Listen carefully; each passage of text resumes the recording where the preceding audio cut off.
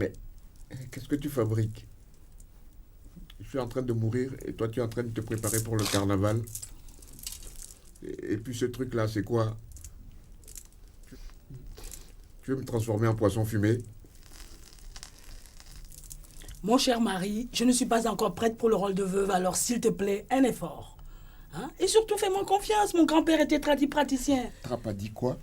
Praticien, ça veut dire guérisseur.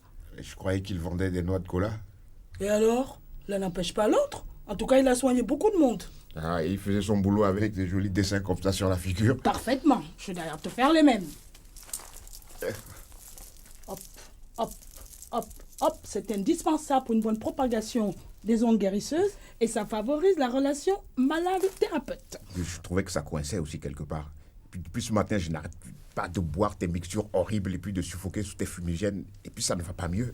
Écoute, c'est pas des fumigènes, c'est de l'encens. Ça purifie l'atmosphère de tes miasmes morbides. Je te remercie. Allez, bois ça. J'ai rajouté de la citronnelle pour le... Mais c'est brûlant. Oh, tu n'es qu'un vieux râleur. Non seulement je me décarcasse, mais toute la nature se décarcasse pour toi. Regarde toutes ces plantes. Elles poussent pour leur donner leurs bienfaits. La feuille de Nîmes te guérit des fièvres bilieuses. L'ail anéantit les parasites intestinaux. La feuille de goyave mélangée au kaolin te débarrasse de la dysenterie. La papaye soigne la gorge. Et le gingembre pilé te ravigote non mieux que le Viagra. Les racines, les écorces, les feuilles, les fruits, tout ce qui pousse a une vertu. Oh, mais il y a une exception. Ah bon? Le bois de baobab, ça ne sert à rien. D'ailleurs, chez les Haoussa, ils appellent ça fanko. Ah, et ça veut dire quoi? Bon à rien. Bah comment ça, bon à rien? Ah Bob, tu es là. Ne te fâche pas.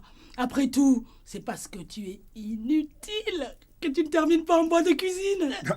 Mon vieux Bob, au secours, viens à mon secours. Cette femme est sans pitié. Depuis ce matin, elle n'arrête pas de me faire mourir à petit feu. Pour un mort, tu m'as l'air frais comme une jeune pousse. T'as arrêté de me parler de plantes. J'en ai assez des herbes, des écorces et des racines. Et puis ça va comme ça pour les tisanes, les infusions, les décoctions, les élixirs, les potions, les ablutions, les abominations. C'est compris. Ça va quoi? Tu vas beaucoup mieux, on dirait. Tu vas pouvoir profiter de Baobab, le merveilleux magazine de l'environnement. Histoire. Je suis un fils de petit livreau. How can a crocodile be fawn?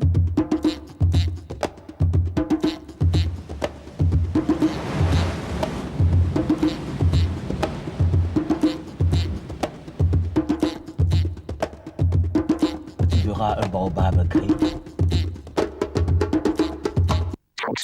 Regarde, Armand. J'ai quelques nouvelles histoires dans ma calebasse qui te feront oublier tes petites misères. Nous suivrons d'abord la trace des chercheurs d'or du Ghana. Ils sont faciles à retrouver. Ils laissent derrière eux des paysages détruits, des terrains défoncés et inexploitables. Puis, nous irons à la découverte d'un curieux animal qui vit dans le fleuve Bandama en Côte d'Ivoire, le lamentin, une espèce menacée par les chasseurs et aussi par les pêcheurs, bien que sa présence favorise la reproduction des poissons dans le fleuve. Ce mois-ci, nos conteurs rapporteront l'histoire d'un chasseur présomptueux qui finit par être puni de sa désinvolture envers la forêt et ses habitants. Le professeur Mombi démontrera cette fois-ci qu'avec quelques gestes très simples, on peut éviter de couper des arbres inutilement. Pour Kofi le taxi, l'heure est grave. Il luttera cette fois contre un ennemi mortel que ses faibles forces ne suffiront pas à vaincre. Suspense garanti.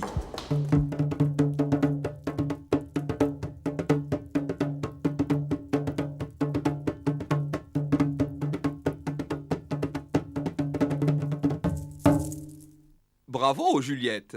Tu t'entraînes pour un prochain duo avec Armand? Mais non, ce vacarme est censé éloigner les mauvais esprits qui m'habitent. Ces boucs d'esprit n'ont pas déguerpi. C'est qu'ils doivent être sourds.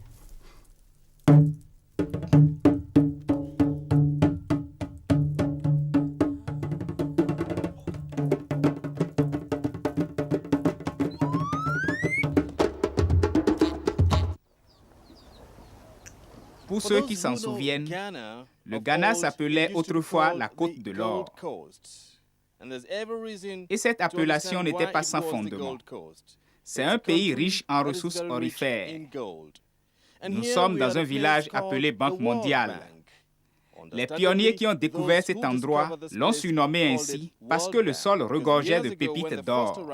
Avec le temps, toutefois, les choses ont bien changé et la Banque mondiale est désormais au bord de la faillite. Nous sommes dans l'extrême nord-est du Ghana, entre les collines de Tongo, tout près du chef-lieu de la région, Bolgatanga. À la frontière entre le Sahel et la savane, cette région était principalement agricole, jusqu'à la ruée vers l'or.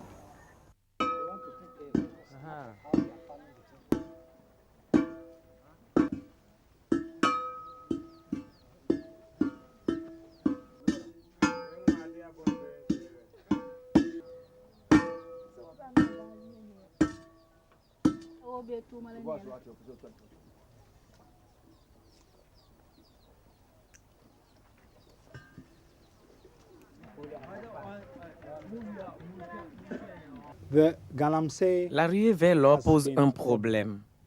Je distingue deux types de mineurs. Ceux qui sont déclarés et qui sont soumis à certaines règles, à un certain contrôle. Ces mineurs sont obligés de respecter certaines normes. Il y a aussi des clandestins. Ceux-là veulent évidemment trouver leur or le plus rapidement possible pour ensuite aller creuser ailleurs. Ils ne se sentent pas concernés lorsqu'ils ravagent l'environnement. Ils ne se soucient pas des conséquences. Ce sont des cow-boys.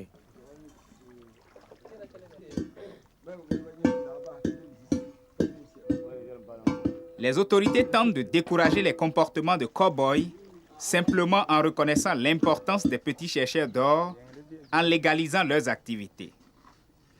Ce n'est pas le cas dans d'autres parties du pays où les chercheurs d'or travaillent clandestinement et échappent par conséquent à tout contrôle. Uncontrolled processing. Les chercheurs d'or clandestins utilisent du mercure pour extraire le métal précieux. Ce produit empoisonne celui qui l'utilise et en plus, cela fait un produit toxique dangereux dans le sol et dans les cours d'eau. L'autre problème, c'est qu'à force de creuser des puits de mines, les chercheurs d'or laissent des trous partout. Heureusement, ces chercheurs d'or creusent moins profondément que leurs grands frères des grosses entreprises d'extraction parce qu'ils n'ont pas les outils appropriés. Mais parallèlement, ils ont moins de moyens pour emblayer le sol après leur passage. Le palais du roi de Tongo. Les chercheurs sont placés sous sa juridiction. Je suis la principale autorité de la région. Si des hommes travaillent mal, je leur ordonnerai de partir et de ne plus passer chez nous. Parce que je ne veux pas que l'environnement soit saccagé.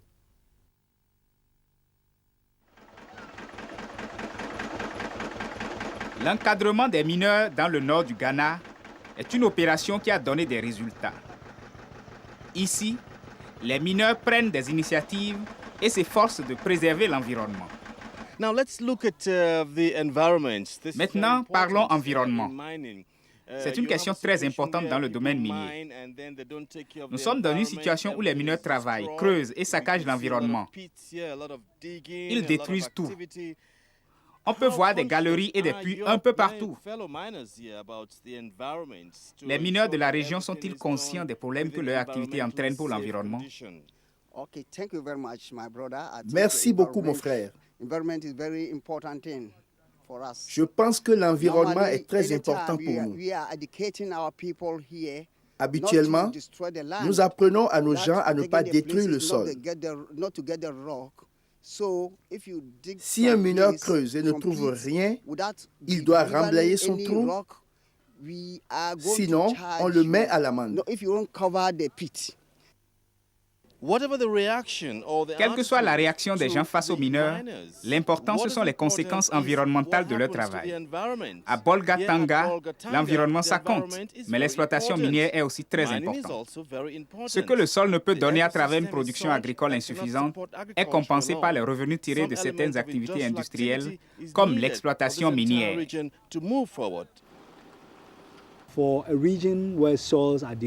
Dans une région où le sol se dégrade, et où l'agriculture arrive à peine à nourrir les gens, leur a permis à la population de survivre. Les gens peuvent tirer un petit revenu de leur activité. Il y a aussi un impact sociologique à tout ça. Historiquement, les habitants du nord du pays migraient vers le sud pour aller faire des menus travaux dans les villes. Maintenant, il y a des gens du sud qui viennent au nord pour prendre part à la ruée vers l'or. C'est une migration inversée. Les initiatives entreprises dans le nord-est du Ghana permettent aux petits chercheurs d'or d'être reconnus. Avec l'encadrement, les impacts négatifs sur l'environnement sont minimisés, des emplois sont créés et l'économie régionale ne se porte que mieux.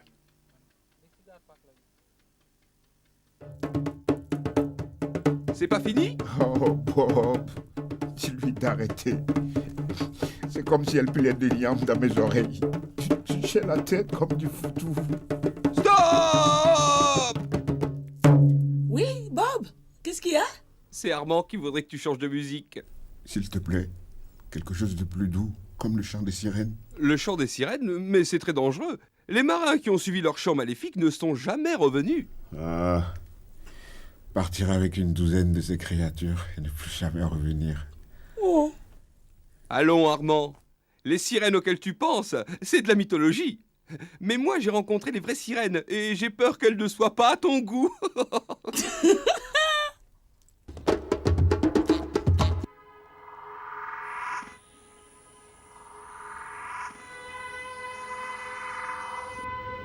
Dans certaines langues africaines, on l'appelle la fille qui est dans l'eau. Les zoologistes l'ont classée dans la famille des siréniens. Mais ce n'est pas tout à fait une sirène, ou plutôt, c'est une sirène un peu particulière. Taille, 2,50 m. Poids, 450 kg. Ce monstre d'eau douce s'appelle le lamantin. La sous-espèce appelée lamantin ouest-africain est répartie sur une quinzaine de pays, depuis le Sénégal jusqu'à l'Angola. Le lamantin vit dans les régions côtières, les embouchures, les estuaires, les fleuves et les lacs.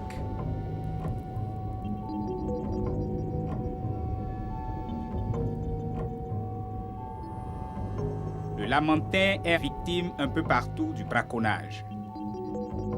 Sa chair est très appréciée pour sa qualité et aussi pour son abondance. Un seul lamantin peut nourrir tout un village pendant une semaine. Dans la plupart des pays africains, il est menacé d'extinction. En Côte d'Ivoire, il n'en existe plus que 750 à 800 spécimens. Pour le sauvegarder, l'Union internationale pour la conservation de la nature a classé le lamantin espèce vulnérable. Il bénéficie d'une protection légale dans tous les pays où il est présent. En Côte d'Ivoire, il fait même partie des espèces intégralement protégées et un projet destiné à le sauver a été mis en place à partir de 1985. Malgré ses allures de phoque ou de gros poissons, le lamantin est uniquement herbivore. C'est pourquoi sa mâchoire ne comporte que des molaires. Il peut consommer jusqu'à 25 kg de fourrage par jour. Grâce à cette particularité, il contribue à limiter l'envasement des plans d'eau.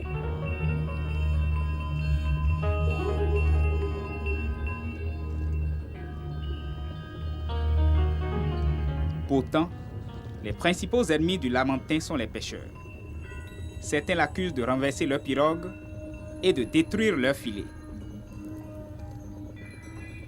En réalité, le lamantin est un animal doux et timide dont le seul moyen de défense est la fuite. Comme son régime alimentaire ne le met en concurrence avec aucune autre espèce, il n'a pas appris à se défendre ou à se montrer lui-même agressif. Si le lamantin est particulièrement menacé, c'est qu'il se reproduit lentement. Il atteint l'âge adulte au bout de 8 à 9 ans. La période de gestation des femelles est de 13 mois et chaque mise-bas donne naissance à un seul petit. Pendant 1 à 2 ans, celui-ci dépend de sa mère. Elle lui apprend comment rechercher les courants d'eau douce et fraîche et où trouver sa nourriture. Ces informations ont été recueillies à partir de certains lamantins qui ont été capturés. Et sur ces lamantins, on a installé des colliers émetteurs et on les a suivis pendant un certain nombre de temps dans l'eau pour pouvoir, n'est-ce pas, récolter les informations. Cette étude a été utile en ce sens qu'elle nous a permis de savoir que les lamantins étaient fort menacés en Côte d'Ivoire, notamment par suite des actions de braconnage et des chasses illégales.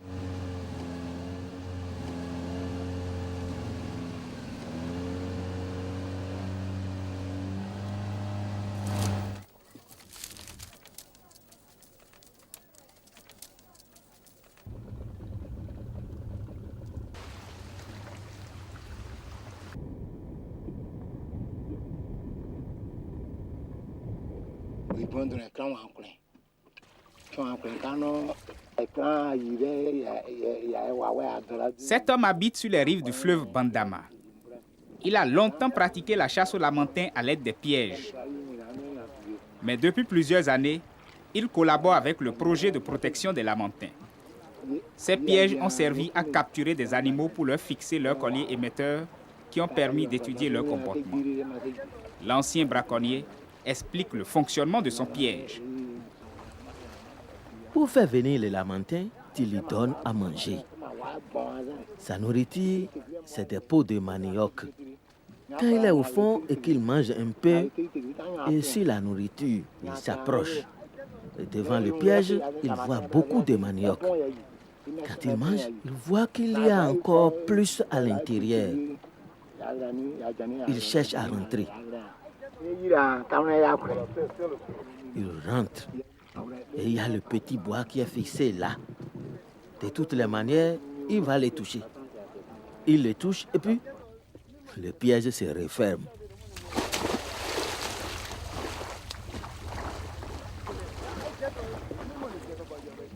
D'autres pêcheurs ont l'habitude d'attraper les lamantins avec des filets à grosse maille très résistants.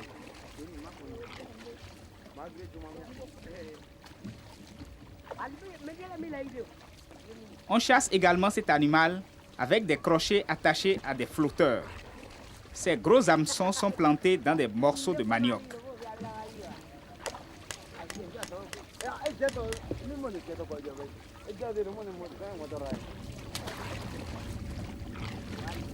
Comment s'il y a beaucoup de manioc,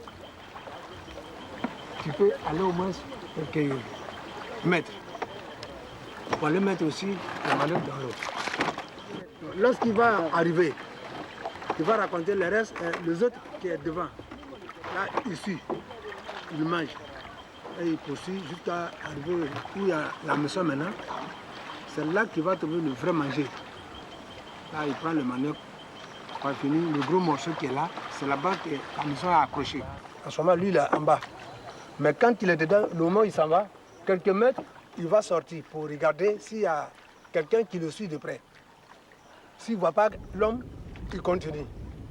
Mais s'il voit un autre pirogue, s'il dirige devant comme ça, qu'il voit un pirogue devant lui, il se retourne encore. Et avec l'arpent que vous voyez, il faut savoir le blesser. Tu lui tapes, lâche sur sa tête. Parce qu'une fois que tu l'as tapé, il essaie de noyer, une fois que l'eau rentre dedans, il sent la douleur. Tu ne peux jamais rester au fond du riz. Tu le fais sur le vent encore, sur sa tête là, tu le tapes. Au moins, si tu es la fois, tu peux lui taper au moins 2 ou 3. Déjà, c'est fini.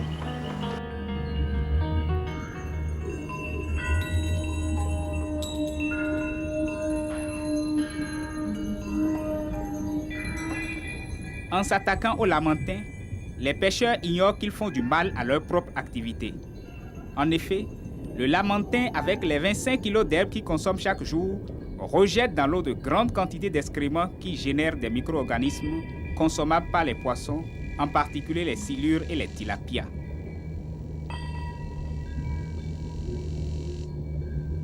Si les lamantins venaient à disparaître, les plans d'eau de Côte d'Ivoire ne pourraient plus produire autant de poissons. C'est pour cela qu'on a initié à la fin du projet une action d'éducation et de sensibilisation des populations qui constitue donc le 3e volet du projet Lamantin. Dans le Bandama à Grand Laou vivait une paisible communauté de mammifères aquatiques appelée Lamantin.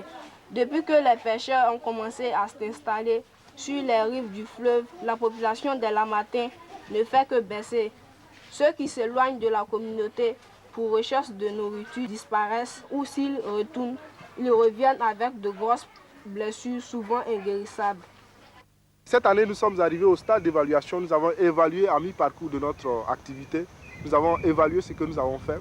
Et cette évaluation a été basée notamment sur les pièges que les gens posaient sur l'eau. En 89, avant de commencer, n'est-ce pas, les activités d'éducation, les gens posaient beaucoup de pièges sur les plans d'eau. Il y avait plusieurs types de pièges. Et nous avons essayé de recenser ces pièges et nous allons compter les pièges par, n'est-ce pas, par catégorie. Et cette année, en termes d'évaluation, nous avons essayé de recompter les pièges qui sont sur les plans d'eau. Et nous avons comparé avec les chiffres que nous avions en 89. Et nous nous sommes aperçus que, en fait, la pose des pièges sur les eaux a chuté de 80%.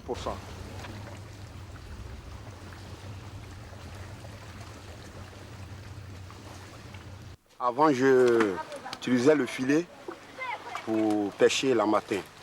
Et j'attrapais beaucoup avec. J'ai des amis qui ensemble on fait la pêche. Et arrivé à un certain moment, on a appris que le matin, c'est un truc qu'on ne doit pas tuer. Alors on nous conseille souvent aussi de ne pas attraper et de garder à ce que nos petits frères, nos enfants arrivent voir ça. Et aussi, ça nourrit aussi les poissons. Parce que les déchets de la martin nourrissent les petits poissons. Alors, moi, depuis que j'ai appris ça, j'ai arrêté de pêcher la martin.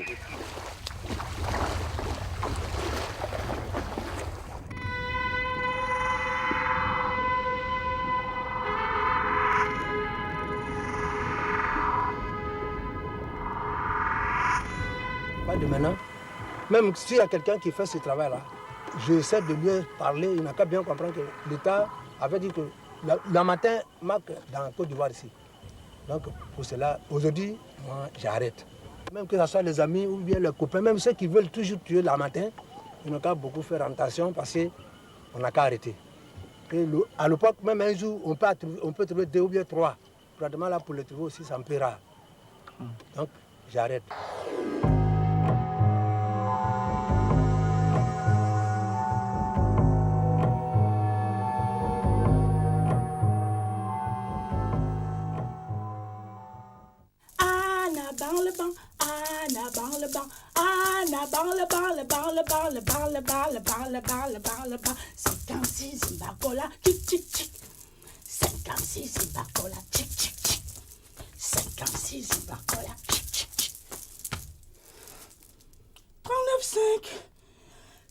Mon pauvre chéri, quelques degrés de plus et le coma est dépassé. Hein. Il y a 45, tu es cuit. Ça m'étonnerait. Tu sais bien que je suis un dur à cuire. Arrête de faire le fanfaron, c'est un vilain défaut. Et ça peut coûter très cher. Oh Kitina Kiti. Akota Benyaye. Oh Kitina Kiti. Akota Benyaye. Histoire. Raconte. Histoire. Raconte. Il était une fois un chasseur très connu pour son égoïsme. Ce chasseur, lorsqu'il rentre dans une forêt, il n'épargne aucune espèce animale. Que ce soit le lion, le taureau, même le lézard, même la fourmi.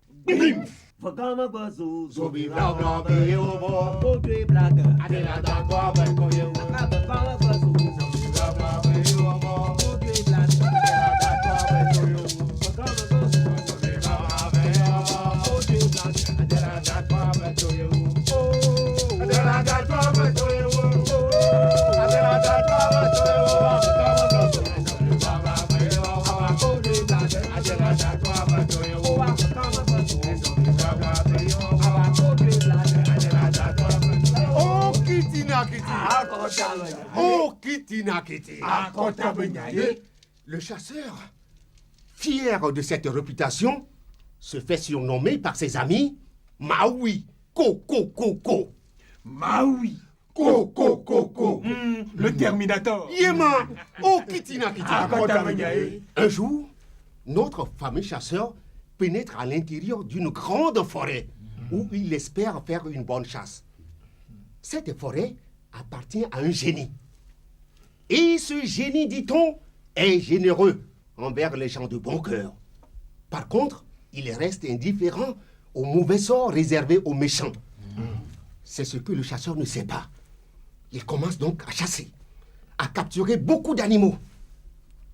Au bout d'un moment, il voit venir à lui un homme très âgé. C'est le génie de la forêt qui t'est transformé en vieillard. Tu étais là. Il s'approche de lui et lui dit, « Mon fils, je vois vraiment que tu es un bon chasseur. Tu viens de faire une bonne chasse. Cependant, je te prie d'épargner le reste des animaux. » « Moi? D'où sors-tu, toi, vieillard? Tu me connais mal. On m'appelle Maui Coco. Je n'épargne aucun animal, moi. Aucun. Telle est ma foi. Mon seul défaut. Allez, déguerpis, Dieu jaloux. Mon fils, c'est très dommage. Toutefois, je te souhaite bonne chance dans cette forêt. Okitinakiti. Et le vieillard disparaît dans les arbres. Vim. Le chasseur ne se soucie même pas de sa disparition. Il continue donc sa chasse. Le soir venu, il rassemble en un lieu sûr les fruits de sa chasse. Puis il se fait un grand feu de bois pour se cuire de bons morceaux de viande, tant sa faim est grande. Et un jour, il a tué un éléphant gros comme ça. Il n'a coupé que l'oreille. Il a mangé l'oreille et il a jeté le reste. C'est du gaspillage. Ah oui, c'est ce qu'il fait. Histoire raconte. Donc, après plusieurs jours de chasse fructueuse, notre chasseur veut regagner son village. Il se met en route, chargé de gibier. Du gibier par-ci, du gibier par-là, devant, derrière, et un peu partout. Mais, mystère, il ne retrouve plus son chemin. Agbosu Klebote, Jantab Kawado la deux voix, Agbololo le Kawado, Kawado la deux, Agbololo et Kawado.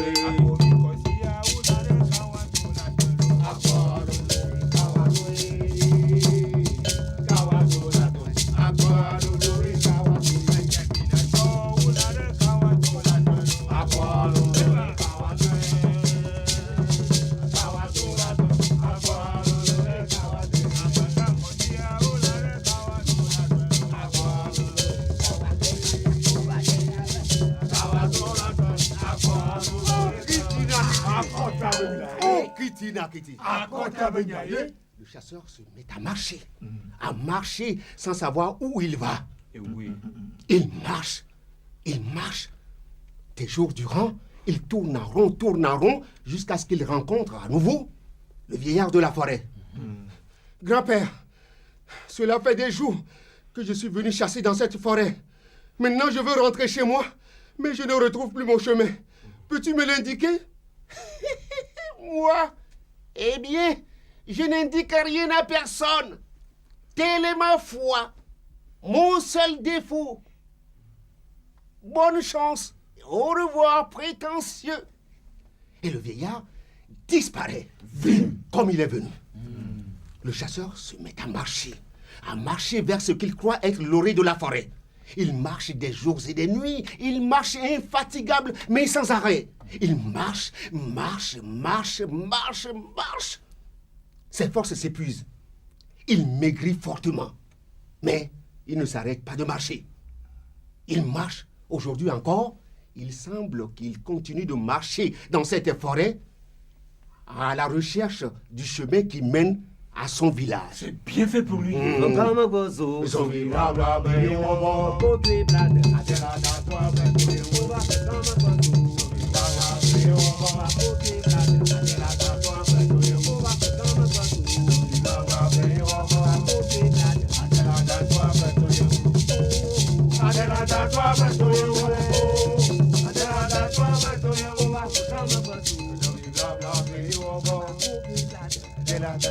Oh, Kitina, 39,4. Allez, remets-moi la tête là-dessous. Elle veut me faire cuire à l'étuvée maintenant. Mon pauvre Armand, tu me fais penser à Richard. C'est qui ça, Richard? Richard était un garçon, tout couvert de puces. Pour s'en débarrasser, il avait trouvé une astuce. Il s'est mis une chaussette sur la tête et dans l'eau s'est enfoncé. Les puces ont grimpé dans la chaussette, mais Richard s'est noyé. Dommage. Je vois pas le rapport. T'as pas besoin. Et maintenant, de l'eau claire. Maintenant, c'est l'eau claire qui est censée faire fuir toutes ces cochonneries qui m'habitent. Dis donc, Armand, tu sais qu'elle est vraiment géniale, Juliette. Une vraie magicienne africaine.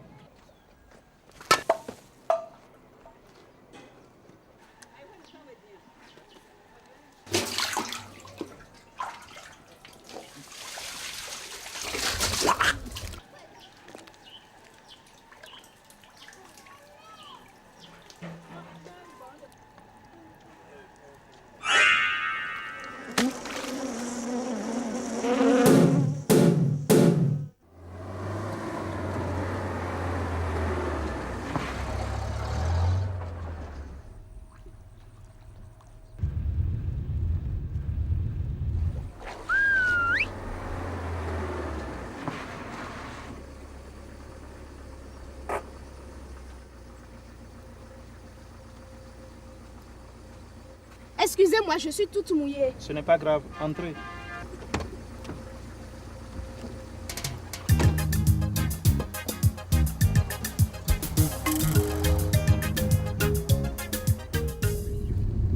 Mademoiselle, vous ne devez pas vous baigner dans des endroits pareils.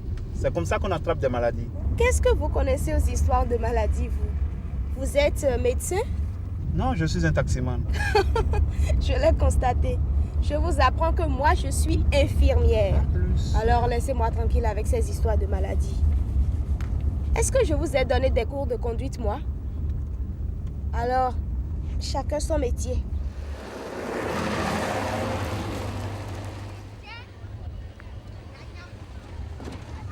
Mais qu'est-ce qui vous arrive, monsieur?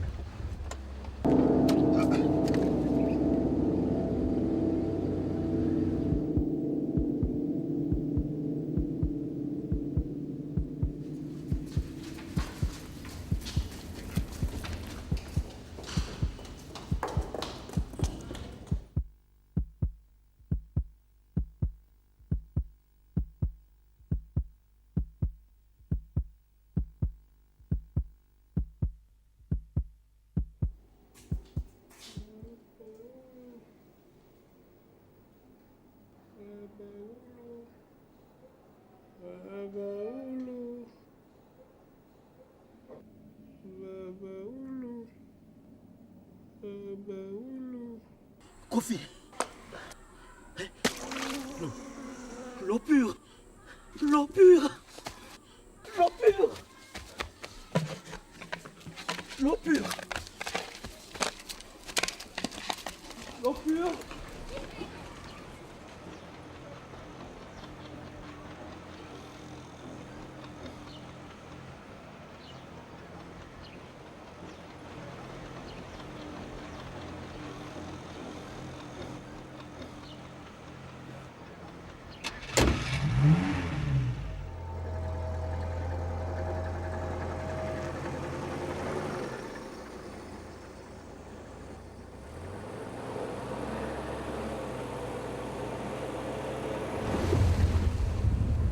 Il nous faut trouver l'eau pure.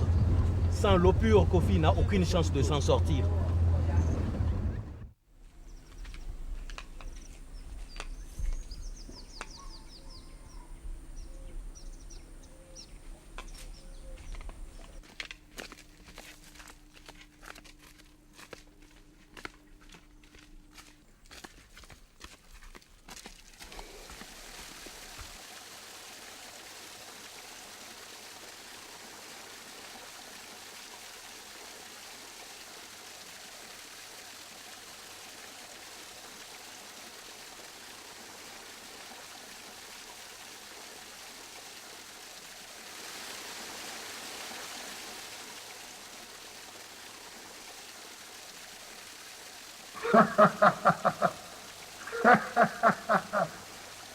Toi aussi, tu étais venu chercher l'eau pure. Oh, tu as bien deviné. J'étais venu pour l'eau pure. Et toi, qui tu es? Je suis le génie des falaises. Enchanté. Moi, c'est Baba Oulou. Hé, attends, où vas-tu? Chercher une autre source. Celle-ci est souillée. Tu te trompes. La source est pure. Son gardien est parti. Et sans lui, tu n'auras que de l'eau trouble. Hé, je n'ai pas de temps à perdre. Dis-moi qui est le gardien et quelles sont ses heures de service. Le gardien de cette source est un grand serpent. Mais il est parti à cause des chercheurs d'or. D'habitude, ce sont les hommes qui fuient les serpents. Le serpent n'a pas peur. Mais les hommes l'ont dégoûté. Ils ont tout dévasté pour chercher l'or. Et que faut-il faire pour le retrouver? Si tu arrives à chasser ces vermines qui polluent la rivière, je suis sûr que le serpent reviendra. Sinon, tant pis pour toi. Tu n'auras jamais ton eau pure. Ça, c'est le chantage. Et s'il y a quelque chose que je n'aime pas, c'est bien le chantage. Attends, tu te trompes. Le serpent est la seule personne qui puisse t'aider. Et il a vraiment fui à cause des chercheurs d'or.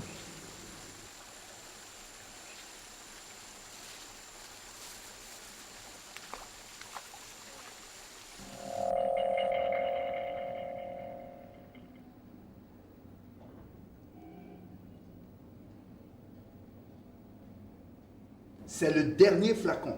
Pas d'autre après celui-là. De toutes les façons, il ne réagit pas au traitement.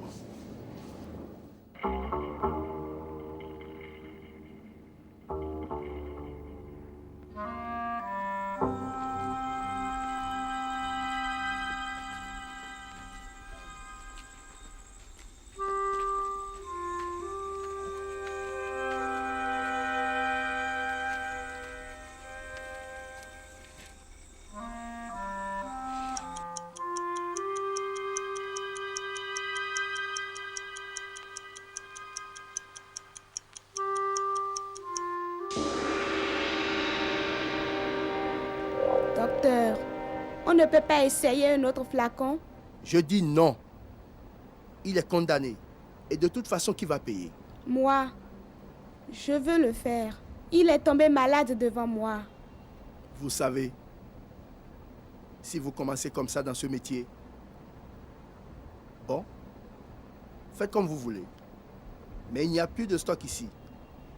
Allez à la pharmacie. On a eu 3 cas comme ça depuis ce matin.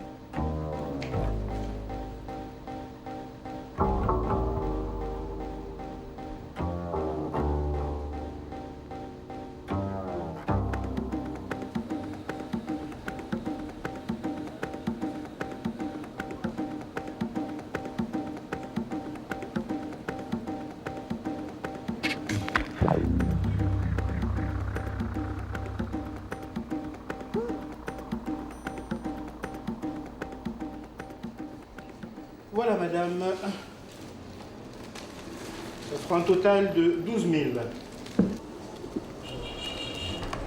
Je complète demain. Je travaille à l'hôpital juste à côté. Ah, sincèrement désolé, madame. Le crédit n'est accordé qu'aux enfants de plus de 100 ans et accompagnés de leurs parents. Ne vous en faites pas, madame. Merci bien. Merci, monsieur.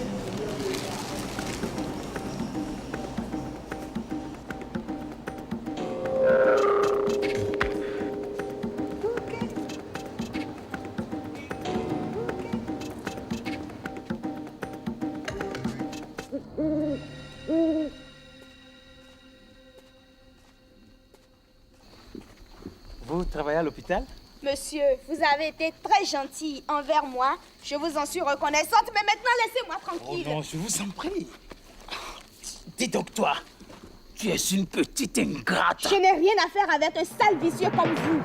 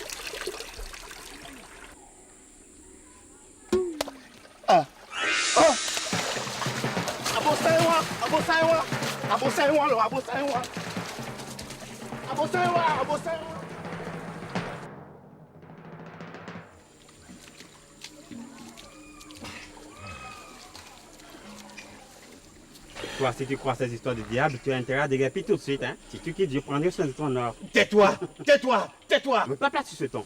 Tais-toi, tais-toi, tais-toi, tais-toi.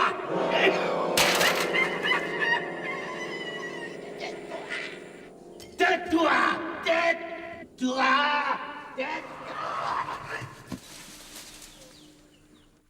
Mon gars, encore un de moins.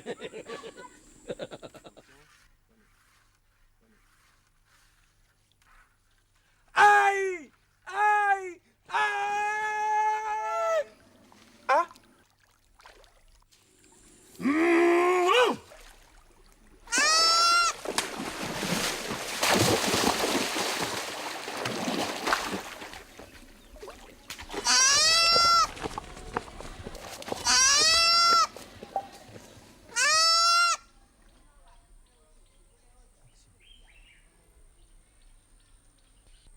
Ils n'ont qu'à aller au diable avec leurs histoires de diable.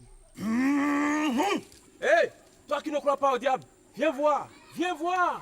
Je sais.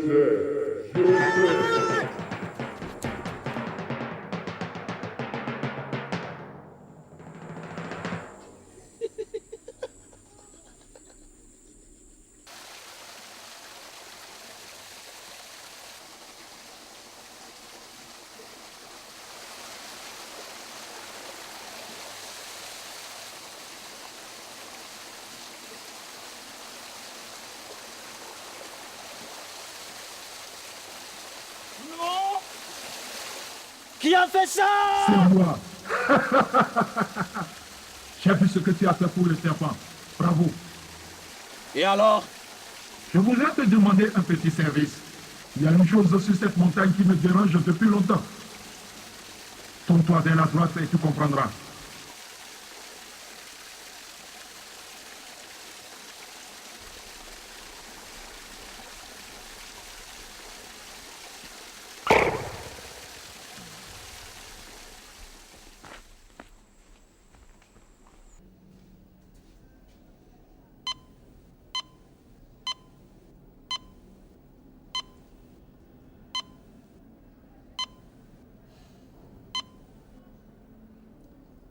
Débranchez-le.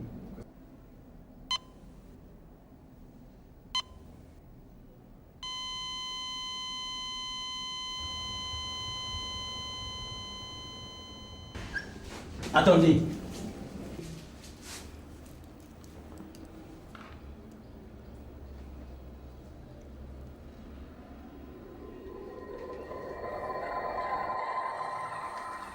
Je vieillis, mon fils.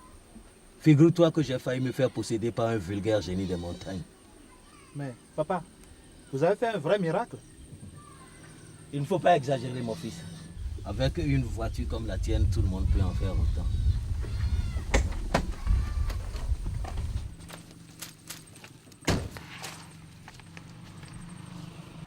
Kofi, tu es encore fatigué. Il faut que tu te reposes sur le chemin du retour.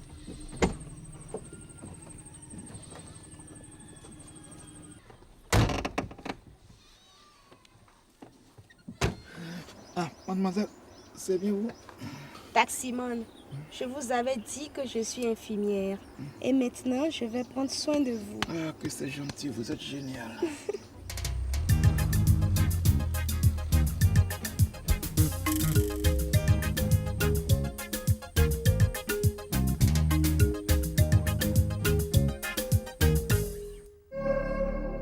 Mon pauvre Kofi, cette puisette qui gisait dans la boue, tu aurais dû t'en méfier.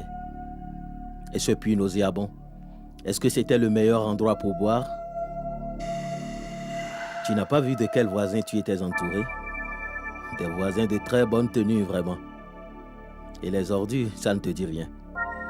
Tu crois peut-être que les gens nettoient les ordures avant de les jeter. Non, Kofi, tu as beaucoup à apprendre. Tu dois savoir qu'un puits, c'est un endroit qui doit rester impeccable. Les 80% des maladies diarrhéiques viennent de l'eau, en fait. Et les plus fréquemment rencontrées chez nous, c'est les diarrhées d'origine amibienne et ensuite bacillifères, notamment les dysenteries amibiennes et les dysenteries bacillifères. Donc ces maladies sont dues, en fait, à la mauvaise condition d'hygiène et la mauvaise qualité de l'eau de boisson, en fait. Mon fils, après ton petit séjour à l'hôpital, j'espère que tu as compris une chose. Ce n'est pas la maladie qui t'a attrapé, c'est toi qui as attrapé la maladie. Avec un peu de vigilance, tu pouvais éviter ça. Nous avons choisi d'avoir des lois. Et celui qui ne les respecte pas doit payer une amende. Personne ne doit marcher avec ses chaussures sur la dalle de béton qui entoure le puits. Celui qui oublie doit payer 50 francs CFA. Et si vous posez le seau sur la margelle, c'est encore plus grave, 100 francs d'amende. Ensuite, quand vous avez fini de puiser l'eau, il est interdit de laisser traîner la puisette par terre. Il faut l'accrocher. Sinon, c'est encore l'amende, 100 francs. Ce qui est interdit aussi, c'est les disputes autour du puits. Si c'est la bagarre, tout le monde est puni. 500 francs d'amende. Et puis enfin, quand on a fait boire les bêtes, il faut obligatoirement nettoyer les saletés autour du puits.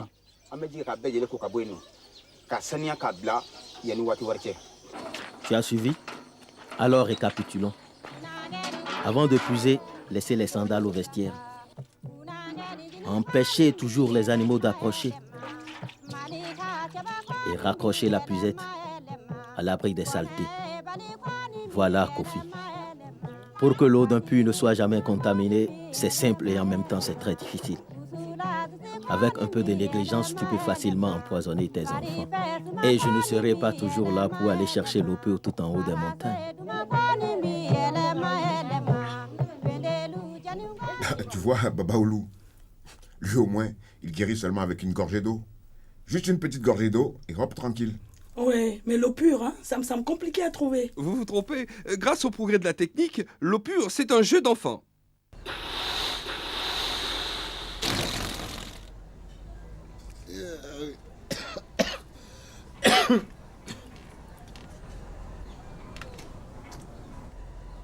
J'ai été malade sérieusement de temps. J'étais malade, bien secoué. Hein. Ce n'est pas d'amusement. Parce que je buvais de l'eau impure. Actuellement, j'ai découvert c'est-à-dire la solution et je me porte mieux. Voilà. Il s'agit de la bouteille là, la bouteille magique. Vous mettez de l'eau impure dedans et ça devient pur.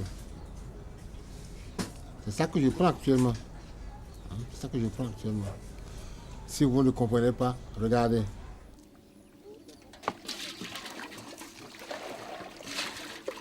L'eau qui est puisée dans les rivières et les cours d'eau n'est pas toujours potable.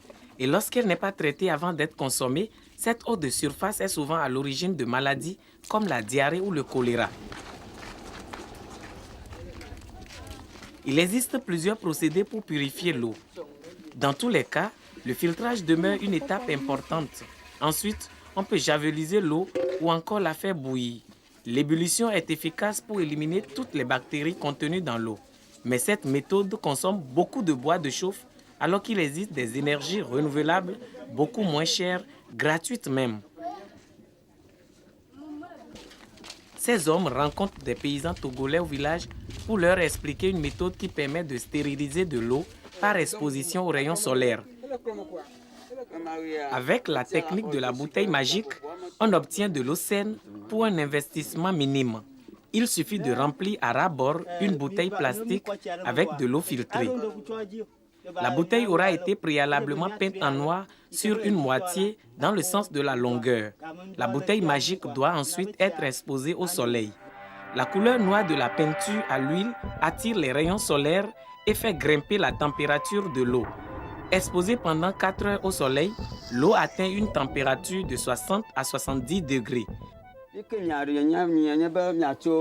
Selon une étude réalisée au laboratoire de microbiologie de l'Université nationale du Togo, L'utilisation de la bouteille magique permet de tuer tous les microbes contenus dans l'eau de surface. Elle permet aussi d'économiser le bois de chauffe ou l'eau de javel. En plus, bien sûr, de prévenir certaines maladies intestinales.